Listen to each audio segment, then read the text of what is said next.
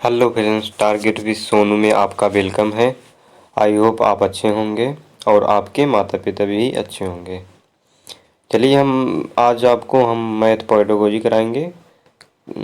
करीब 15 पेडागोजी रहेगा मैथ का।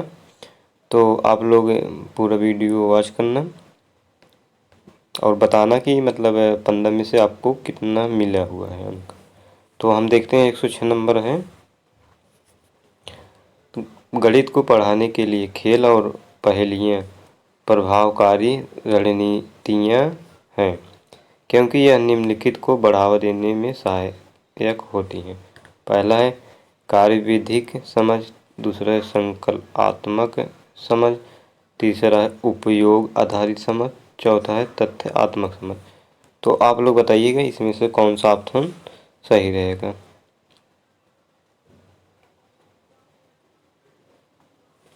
इसमें ऑप्शन नंबर 2 सही है, संकल्पात्मक समझ। 107 नंबर है। एक बच्ची गेंदों को गणना एक एक गेंद को अंगुली रखकर और क्रम से उस संख्या का नाम बोलती हुई कर रही है। उसने कुछ गेंदों को 2 बार गणना की। इस बच्ची को पूर्ण संख्या की किस अवधारणाओं को अभी और मजबूत करना है। पहला एक से एक संगतता यानी एकीकी संगति, दूसरा है पंक्तिबद्धता, तीसरा है वर्गीकरण, चौथा है गणना संख्या। तो आप लोग बताइएगा इसमें से कौन सा ऑप्शन सही होगा। इसमें ऑप्शन नंबर पहला सही है, एक से एक संगतता। 108 है। सुश्री रोमी अपनी गणित की कक्षा में विद्यार्थियों को निम्नलिखित अभिकलन करने हेतु उपयुक्त स्थिति सृजन करने के लिए कहती हैं। पहला 10+2, दूसरा है 10×2 और तीसरा है 10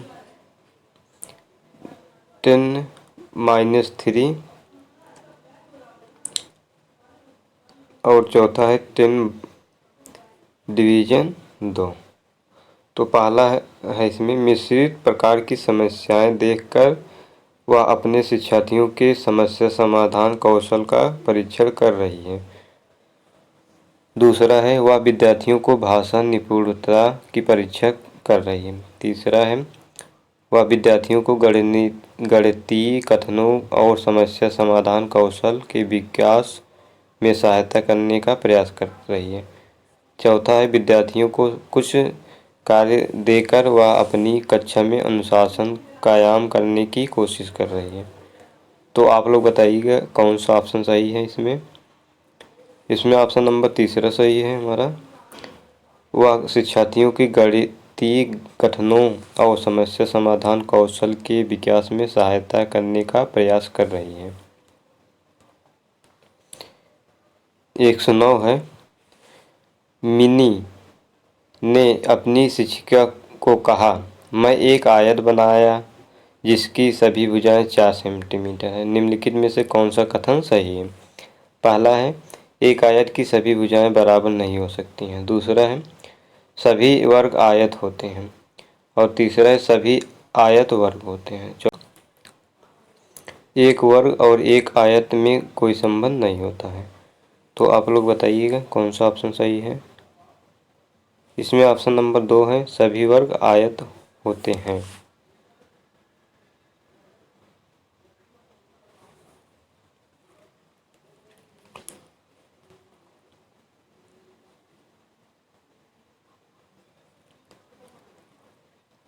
एक 110 नंबर है। कुछ रोमन अंक है XX IV माइनस है XX VI। तो को मान शब्दों में किस प्रकार लिखेंगे। एक अध्यापक ने श्यामपट्ट पर लिखते हुए एक छात्र निहारिका से पूछा, उसने उत्तर में 8 लिख दिया। यह इससे यह ज्ञात होता है। पहला है वह अध्यापक की बात समझ नहीं पाई। दूसरा है उसे ज्ञान नहीं कि संख्याओं को शब्दों में भी लिखा जा सके।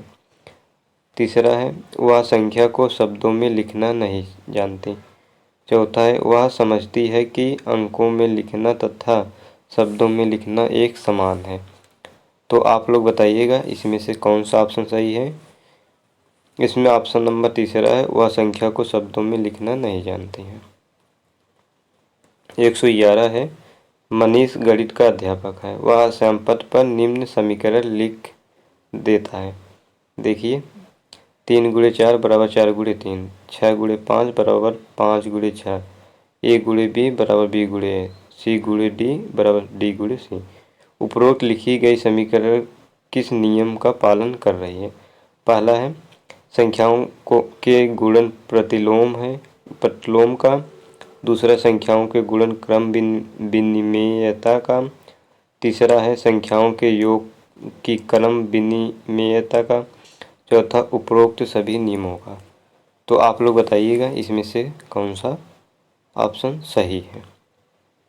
इसमें ऑप्शन नंबर 2 सही है, संख्याओं के गुणन क्रम विनिमेयता का पालन कर रही है।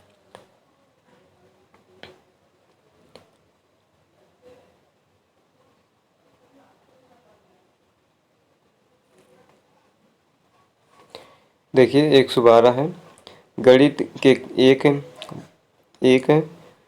प्रश्न में निम्न प्रकार से लिखा हुआ था। पहला एक व्यक्ति की मासिक आय x है। दूसरा है वह अपनी आय का 4 गुना पहले ही बैंक में जमा कर चुका है।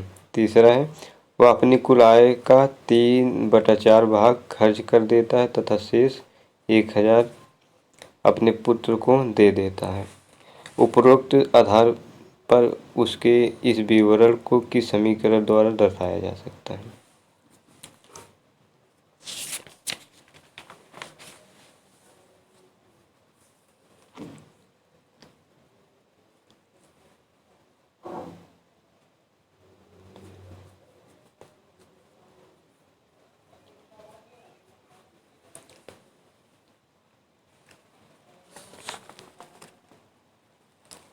व्यक्ति का मासिक आय है x, मासिक आय का 4 गुना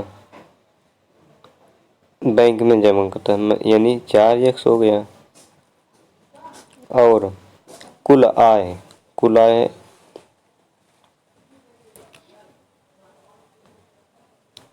आय बराबर हो गया 4x प्लस x बराबर 5x हो गया। अब प्रश्नानुसार कुल आय का 3/4 भाग खर्च कर देता है और शेष 1000 पुत्र को दे देता है। और दिए गए शर्त के अनुसार समीकरण हम बनाते हैं। तो थोड़ा जगह कम है इसलिए हम मिटा दे रहे हैं फिर से। देखिए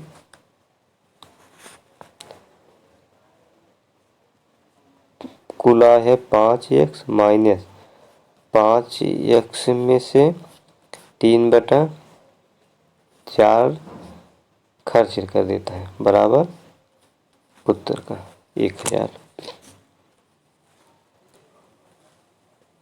तो हम इसे सॉल्व करेंगे।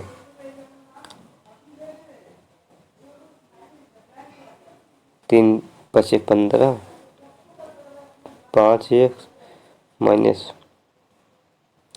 15x बटे 4 बराबर 1000। यहाँ दिखा नहीं होगा,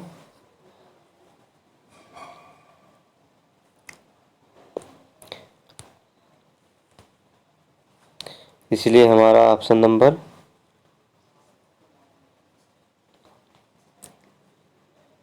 पहला सही है। आप लोग लगा लेना।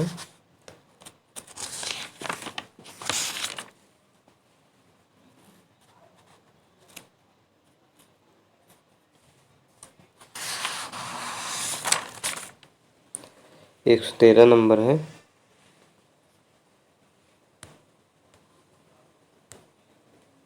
सॉरी,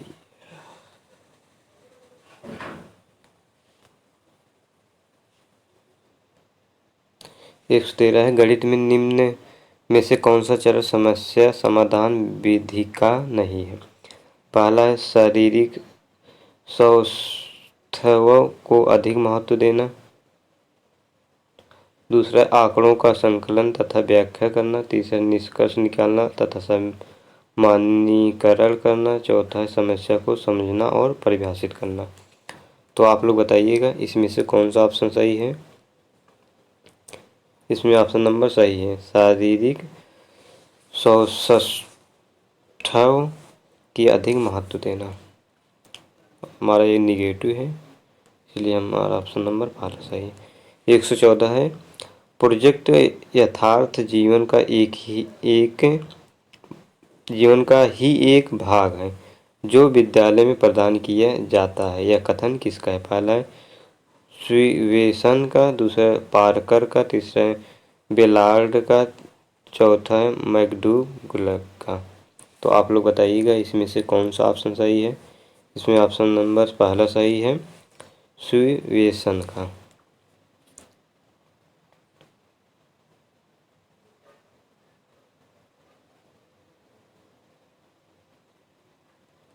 प्रश्न नंबर 15 है। किसी गोष्ठी में भाग लेने वाले विद्यार्थी देश में भिन्न राज्यों से संबंध रखते हैं। पहला है केरल, तमिलनाडु व कर्नाटक से कुल 460 विद्यार्थी में से आधे परास्नातक तथा शेष स्नातक हैं। दूसरा उत्तर प्रदेश, बिहार, मध्य प्रदेश, राजस्थान के कुल 540 विद्यार्थी में से 88 विद्यार्थी परास्नातक जबकि शेष स्नातक हैं। यदि सभी परास्नातक लड़कियां नहीं हैं तथा सभी स्नातक आधे लड़के नहीं हैं तो गोष्ठी में कुल कितनी लड़कियां आई हुई?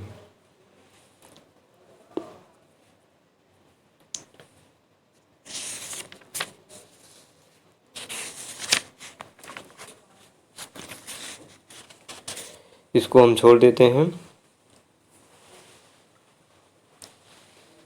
115 का 3 सही होगा। इसको हम जब हम न्यूमेरिकल कराएंगे तो उसमें हमें सवाल बता देंगे। इसको हम छोड़ देते हैं इसलिए कि सॉल्व करेंगे तो मतलब सही नहीं सॉल्व कर हो पाएगा यहाँ पेज के लिए, इसलिए हम जब वहाँ न्यूमेरिकल सॉल्व कराएंगे तो वहाँ हम बता देंगे इसको।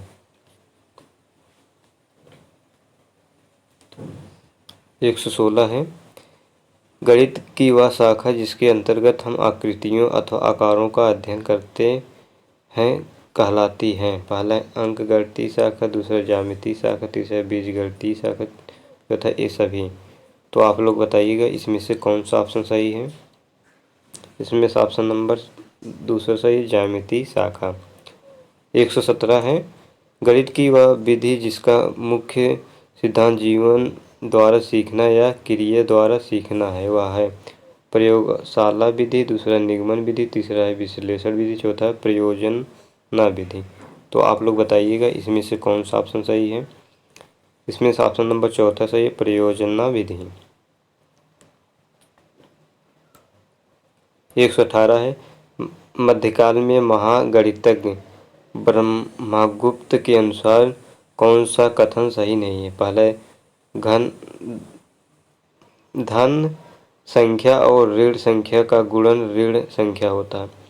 दूसरा, धन संख्या को ऋण संख्या से भाग देने पर भागफल एक धन संख्या होता है। तीसरा है धन संख्या और धन संख्या का गुणनफल एक धन संख्या होता है। और चौथा है ऋण संख्या और ऋण संख्या का गुणन एक धन संख्या होता है। तो आप लोग बताइएगा इसमें से कौन सा नहीं है? इसमें हमारा दूसरा नंबर ऑप्शन सही है, धन संख्या का ऋण संख्या से भाग देने पर भाग एक धन संख्या होता है। ये हमारा गलत है, माइनस होगा। 119 है। किसके अनुसार संगीत मानव के अवचेतन मन की गणित की संख्याओं से संबंधित एक आधुनिक गुप्त व्यायाम है। आर्यभट्ट, दूसरा नेपोलियन, तीसरा लेविनीज, चौथा ब्रेन। तो आप लोग बताइएगा इसमें से कौन सा ऑप्शन सही है। इसमें ऑप्शन नंबर तीसरा है, लेविनीज। 120 है। एक विद्यार्थी को किसी संख्या में 4/9 से गुणा करने को कहा गया, परंतु उसने 4/9 से भाग दे दिया। उसका उत्तर सही उत्तर से 9 कम था। इससे ज्ञात होता है कि विद्यार्थियों के लिए आवश्यकता है। पहला है, वह गुणा करना जानता है किंतु उसने भिन्नों का गुणा करना आवश्यक नहीं समझा। दूसरा है, वह भाग करना जानता है किंतु उसने जानबूझकर ऐसा किया। तीसरा है, विद्यार्थियों के लिए आवश्यकता है कि वह अध्यापक की बात ध्यान से सुने। चौथा है, उसे भिन्नों की गुणा तथा भाग का अभ्यास करना चाहिए। तो आप लोग बताइएगा इसमें से कौन सा ऑप्शन सही है। इसमें ऑप्शन नंबर तीसरा सही है। विद्यार्थियों के लिए आवश्यक है कि वह अध्यापक की बात ध्यान से सुने। तो आप लोग बताइएगा, हमने करीब 19 प्रश्न कराया है। एक न्यूमेरिकल था, वो हम बाद में कराएंगे, इस पर सवाल नहीं हो पाएगा, लंबा सवाल है। तो आप लोग बताइएगा 19 में से कितना आप लोग स्कोर गया है। और आपको अगर वीडियो अच्छा लगे तो आप लोग वीडियो को like, comment, share and subscribe कर लेना। Thank you.